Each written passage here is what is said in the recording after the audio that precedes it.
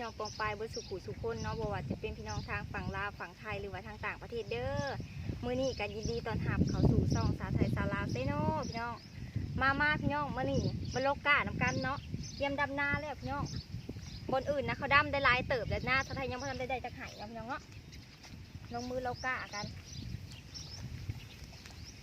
ลกง่ายพี่น้องเอ้ยผู้ใดอยากมาลกก็มาลกสอยสาวไทยเด้อเนาะ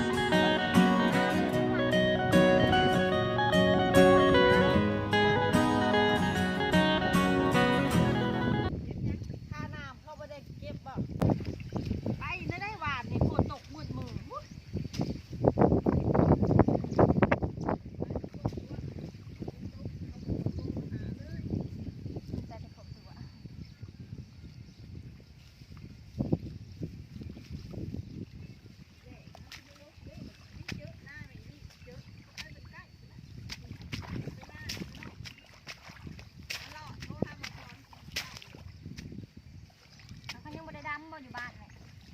ว่าบอสอนนะ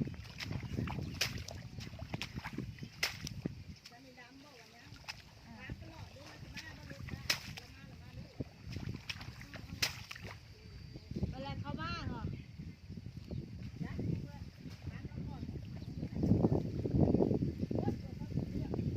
โอ้จะแม่แหละเพื่อที่เห็ดหันเห็ดนี่ก็เห็ด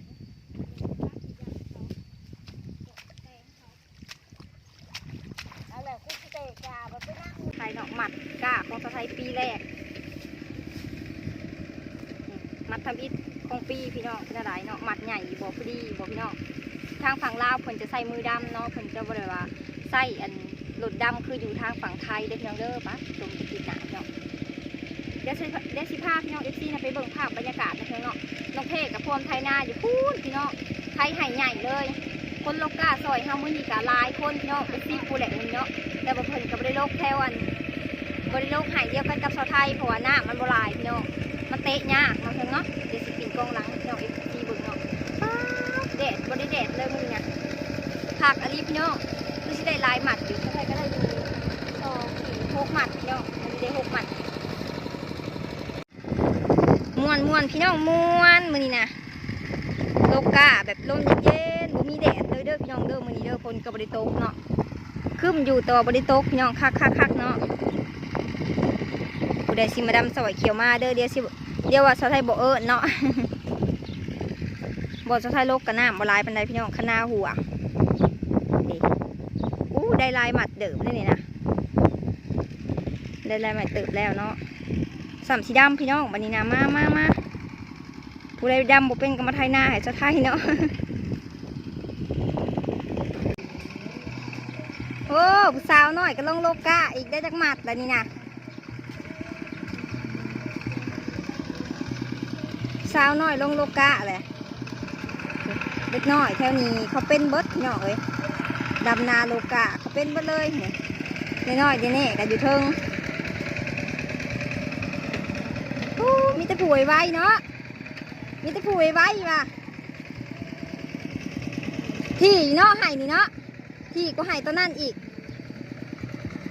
พี่น้องงามไห่ที่ก็ไห่นั่นอีกงามกะ